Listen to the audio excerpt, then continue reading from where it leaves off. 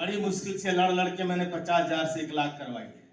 यहाँ तो 50 से 3 हुआ, जोरदार तालियां होनी चाहिए कमेटी के लिए, इसके लिए मैं सैल्यूट करता हूँ। तो सर 2 ही सवाल थे कि अगर उसकी आर्थिक सहायता, अगर आपको लगे कि काम नहीं है, खाने की प्रॉब्लम है, किराए के मकान में रहता है, माली हालत खराब है। जावेद साहब ने कहा था एक बार कि कितने सारे एक्टर हैं जो नाला सुपारा चले गए, भरत साहब, भारत जी, कितने सारे लोग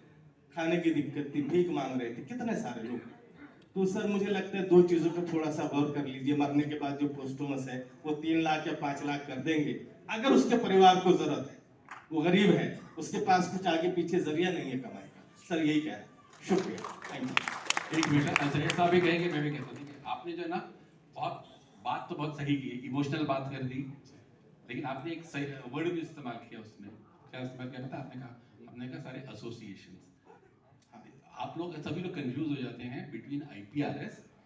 एंड सिंटा और एसडब्ल्यूए एंड एमसीएआई। पता है आईपीआरएस जो है is an company made for its members to see कि हम रॉयल्टी कलेक्ट करें और वो रॉयल्टी को जो हकदार मेंबर हैं उनको जमा करें। उसमें से हमको एक लॉ में प्रावधान है कि आप मेंबर्स के वेलफेयर के लिए आप मेडिकल एड कर दें, या जैसे हम कभी कभी जब है ना ईयर में अच्छा होता है या कुछ लैंडमार्क्स ईयर होते हैं जहाँ पे हम एडिशनल बोनस दे देते हैं या फाइनेंशियल सारे मेंबर्स को दे देते हैं। लेकिन ये जो कहें कि हम है ना किसी मेंबर को कि भाई वो 60 साल के ऊपर हो गया है या उसको कोई फिक्स रॉयल्टी मिलनी चाहिए या फिक्स्ड इनकम होनी चाहिए या उसको अगर उसके फैमिली उसकी डेथ हो गई है तो मेंबर को, ये ना आईपीआरएस के दायरे के बाहर है बिल्कुल। क्योंकि हम अंडरस्टैंड करिए कि हम इतनी मेहनत करने के बाद हमको 2 साल के बाद रजिस्ट्रेशन मिला है। गवर्नमेंट ने भी एक कॉपीराइट एक्ट बनाया है, कॉपीराइट रूल्स है, उसी के तहत हम चल सकते हैं। उसमें ये कहा गया कि मेंबर्स वेलफेयर मतलब है कि जिसमें आप मेडिकल एड दे दें या आपको कुछ मेंबर्स को ये नहीं कर सकते ना हम, क्योंकि भाई रॉयल्टी है, ये रॉयल्टी संस्था है कि रॉयल्टी कलेक्ट करती है और जहां पे लोगों के गाने बजते हैं और जिनके गाने बजते हैं जहां तक हो सके उनको पहुंचाया जाए। तो आपकी बात बिल्कुल जायज है, लेकिन वो इमोशनल बातें आप कर रहे हैं जो सभी को अच्छी लगेंगी, लेकिन हम उसमें और देखिए आपको तो मालूम होगा कि इस फिल्म इंडस्ट्री के अंदर ये आईपीआरएस ही एक संस्था है जिन्होंने कोरोना के दौर में जब लोगों के पास कामकाज नहीं था उन दिनों में ये आईपीआरएस ने लगभग हर साल में 2 बार, कभी 7,500,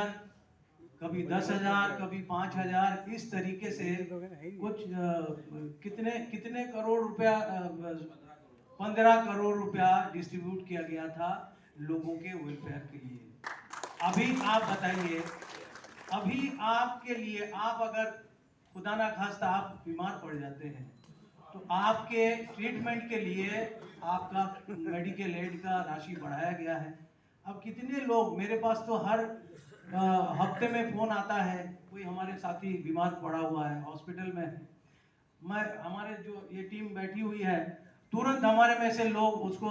सैंक्शन कर देते हैं कि भाई जो भी उनका बिल आता है वो बिल का पैसा तुरंत या तो हॉस्पिटल में दे दिया जाए और अगर उन्होंने अपने जेब से खर्चा किया है तो उनको रिइंबर्स कर दिया जाए।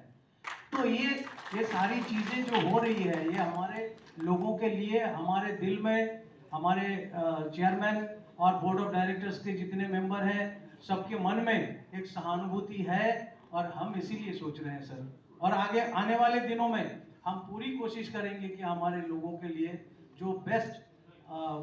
सुविधा मुहैया करवाया जाए। शुक्रिया सर, बहुत बहुत बड़ा